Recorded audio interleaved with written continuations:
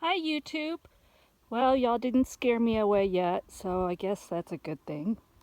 Just a little look at what I've been up to. This is my garden that I'm just getting started. I've got my greens over here.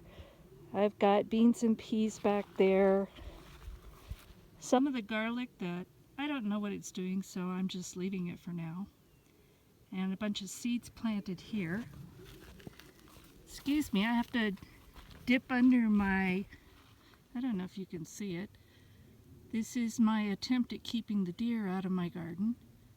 We have monofilament line that hopefully they'll run into it and run away because the deer will destroy my garden overnight.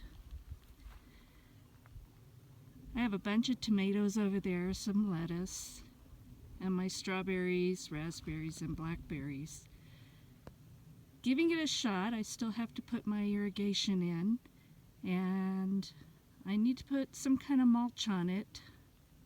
I've used that straw in the past, but it doesn't work great, so we're looking for wood chips, but for us, wood chips are kind of hard to come by, so we will see what happens. This is my other garden. This used to be attached to our old chicken coop, so I figure it's probably got plenty of nutrients, and I'm going to take advantage of that. So I have my squash, melons, and tomatillos out here. First year I've done this, so I hope it's going to do well. And this is my fertilizer factory. Just had to share with you.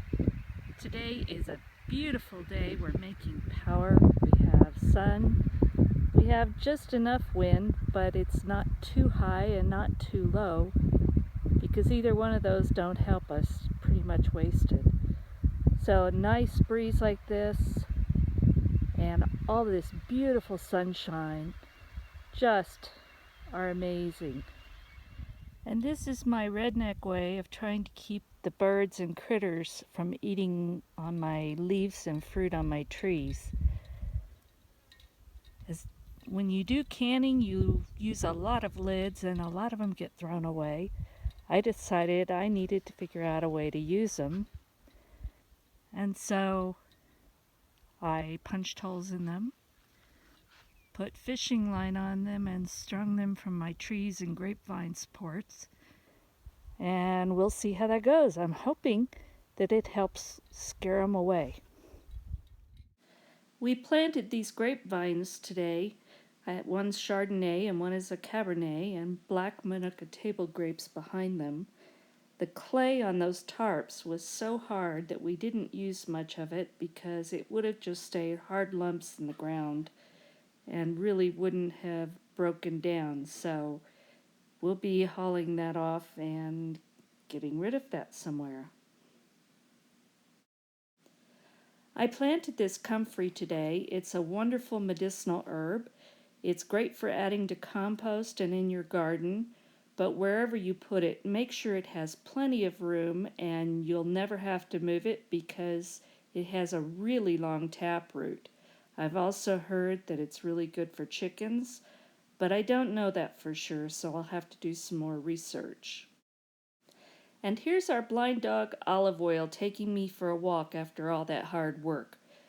She doesn't need eyes, she follows her nose, and she knows this valley very well. She could lead you around it without sight. All she does is follow her nose.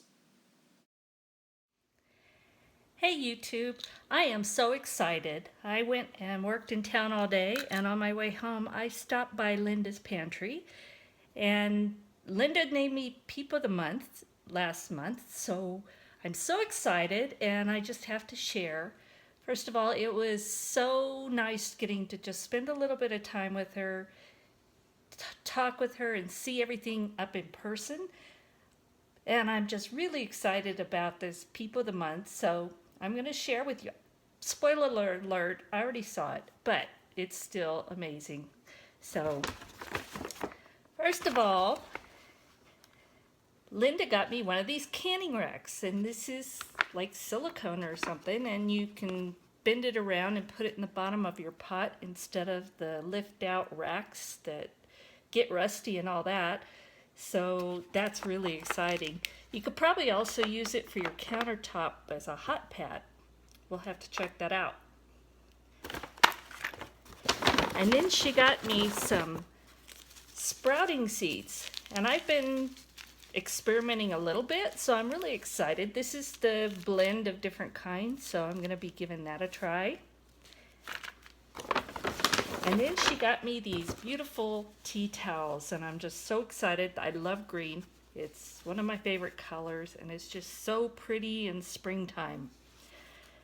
So I don't know if you can see that clear, if it's focused, but Linda, thank you, thank you, thank you, and thank you for your support and encouragement. I would never have even tried this without you, so thank you. So these are going to be put to good use. Now for the fun part. I need to start my sourdough starter and get it built back up, because I've let it kind of go idle for a few days.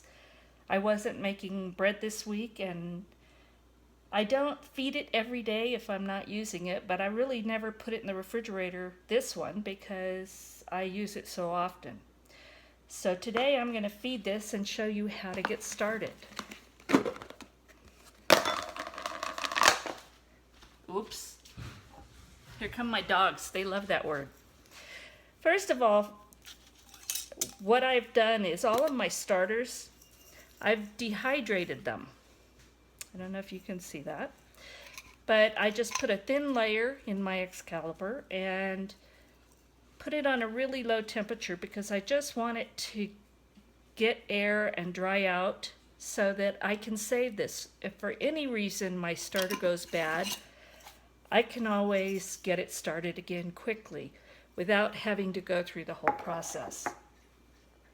But this one is, I've been using quite a bit. Like I said, it's gone a little bit inactive because I haven't been feeding it in the last few days. So what I'm going to do now, a lot of times you're going to want to pour off about half and then feed it after that. One reason is, first of all, it'll build up so much and you'll never be able to use it all. Second, it keeps it more active going.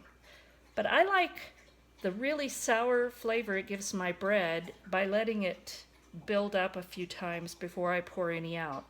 So I'm not pouring any out today. And you always will feed it with all-purpose flour. I use unbleached organic because I don't like what's in sprayed on wheat in order to harvest it. So for my family, I only use the organic, unbleached, all-purpose flour. And so you need equal parts by weight. So I don't want to get my scale out every day. So what I figured out for me is usually lightly put half a cup of all-purpose flour. And then for me, it's about a third of a cup of water. And that comes out almost exactly to equal parts by weight. So 1/2 cup of flour and 1/3 cup of water. Now you want filtered water or distilled water. You don't want water that's coming out of the tap if it's chlorinated. And all the water in our house is filtered, so I know all the bad stuff is being taken out, but it's also coming from a well, so we don't have chlorination in it. So I don't do anything special. This is directly out of my tap. You just pour those in there and stir it really well. You want to get this totally coated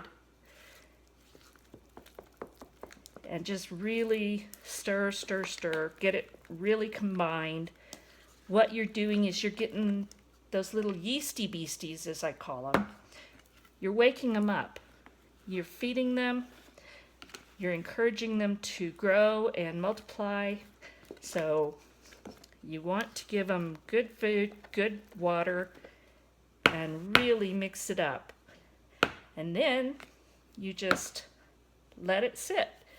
And I'll probably feed this for 2 days. And after that time, it will probably be very active again.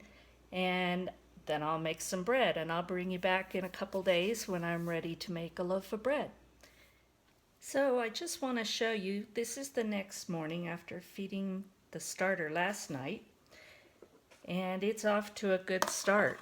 This was pretty dormant, and now, don't know if you can see, but there's nice bubbles in it.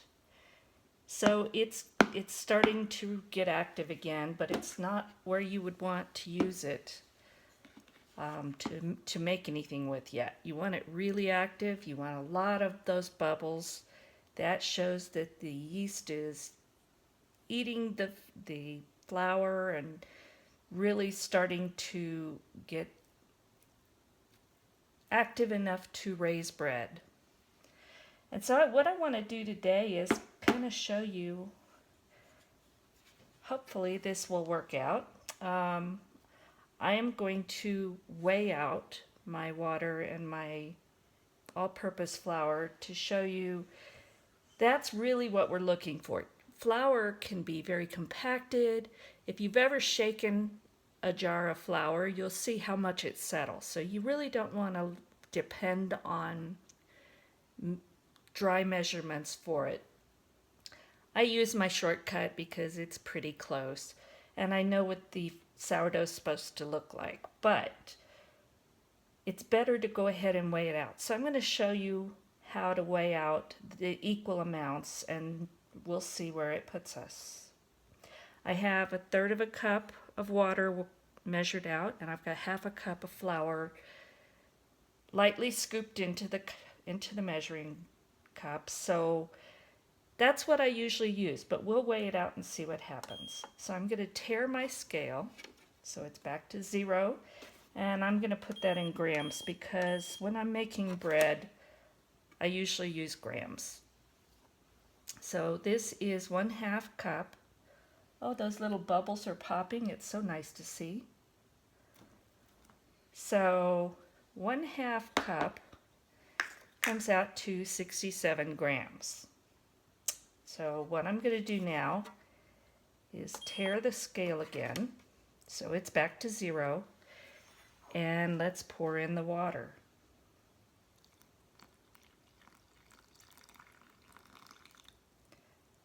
It's a little bit off, but that's close. That's 71 grams. I should have been more careful, but it'll be okay. So 71 grams was 1/3 cup, and 67 grams was 1/2 cup of all-purpose flour. So, like I said, it's better if you're exact, but for daily purpose, I usually just estimate, and as long as my starter is the right consistency, I don't worry too much. I don't think that the pioneers that made sourdough were carrying around a scale to measure it, so if it was good for them, I figure it's probably good for me. So again, stir it really well. Make sure it's all hydrated. And when you're doing this, what this is called is 100% hydration. And all that means is 50% of the flour and 50% of the water. It's 100%. It's equal amounts, and that's going to give you what is called 100% hydration. So if you see that in a sourdough recipe, that's what that means.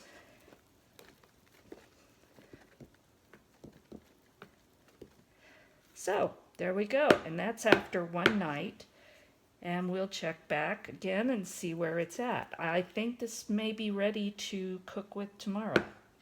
So that's all for now.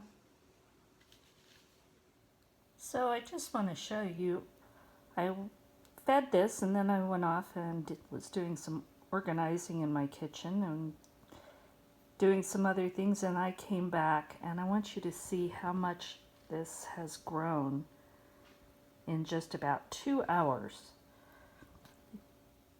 You see all those bubbles? The yeast is happy as can be, and This is getting active very quickly, so exciting. This is about 1 hour after the last time I showed you. Look at how active this is. It is just getting happy in that bowl. So it's gonna be soon.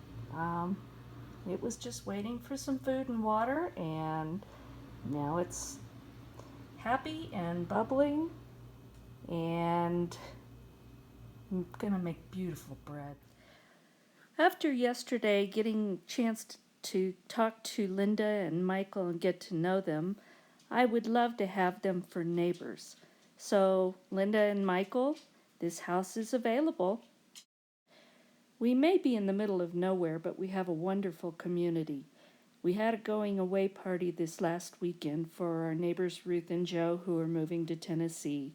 So, Ruth and Joe, safe travels. We're going to miss you. Of course, I had to add a picture of my 3 silly dogs. In the next few days, I'm going to try and put together a video making sourdough bread, so I hope you're able to come back and watch. Thank you for watching Vickie's Country Home, and if you enjoyed this video, please give me a thumbs up and subscribe.